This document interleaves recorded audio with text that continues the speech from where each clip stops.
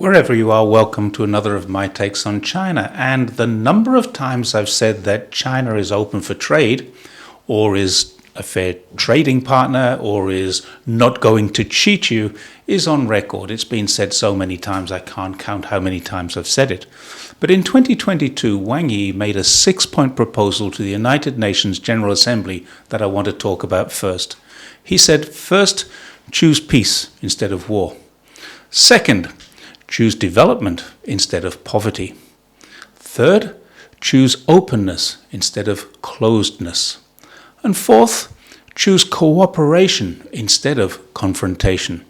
Fifth, choose unity instead of division. And number 6, choose equity or equality instead of bullying. Now, I don't care where you stand in politics. If you're against any one of those points for the rest of the world, then you're either psychotic, or a racist, or a hegemonic bully, or a blend of all of these three. I've read many reports in Western media about how bad China is for slapping a 34% increase on all goods imported from the US starting this week. But I'm really not sure why anyone in the world would have a problem with it. Reciprocal tariffs are perfectly in keeping with World Trade Organization rules. Unilateral tariffs are not. So when the USA put tariffs on China, that was illegal. When China responded, that was not. China also went a little further and pretty much banned some of the products the US needs to make bombs. In fact, they didn't actually ban them. They've restricted them from anything that might be considered dual use.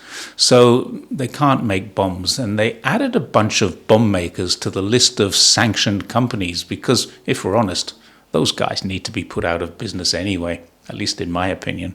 However, just a couple of days ago, China also made another official announcement. It's called the Chinese government's position on opposing US abuse of tariffs. That's my emphasis.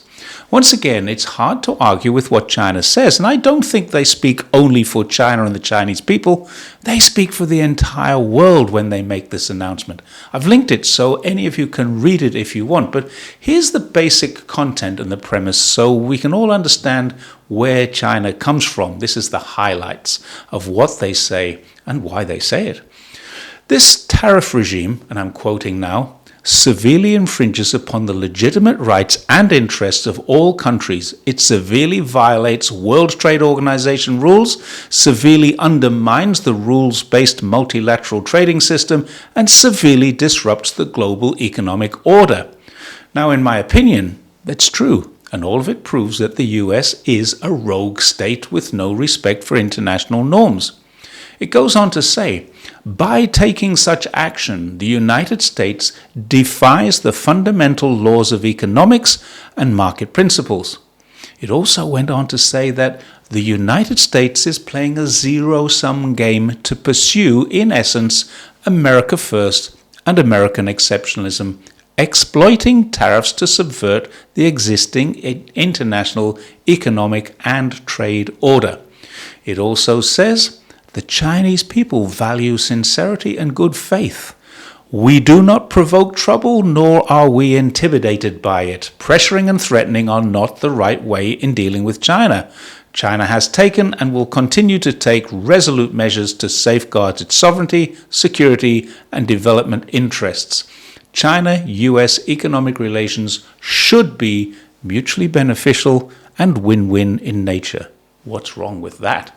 But here's why the US will find that they can't win this trade war. Because it goes on to say, China is committed to opening ever wider to the world. No matter how the international situation changes, we will continue to advance high-standard opening up. We will steadily expand institutional opening up in rules, regulations, management, and standards. We will implement high-standard policies for trade and investment liberalization and facilitation. We will foster a first-class market-oriented, law-based and internationalized business environment, and we will share our development opportunities with the world to achieve mutual benefits. Notice that last line. China will share with the world. And believe it or not, that actually means the USA too, but only if the USA are willing to share back, something they seem unwilling to even consider right now. They, the US, want, as this announcement says, to be very selfish and keep everything for themselves. Economic globalization, the announcement goes on to say, is the only way to human progress. The World Trade Organization's centered, rules-based multilateral trading system has been critical in promoting global trade, economic growth, and sustainable development. Openness and cooperation are historical, it says. The world will not and should not return to mutual isolation or fragmentation. It goes on. When the entire world aspires for win-win cooperation, economic bullying will ultimately backfire, making economic globalization more open, inclusive, balanced, and beneficial to all is a shared responsibility of the international community. And by making these moves, and these are my words now, not China's, the US is placing itself outside of the international community. So why did I start this by mentioning the 6 points at the UN a couple of years ago? Because this announcement reinforces it with the following words.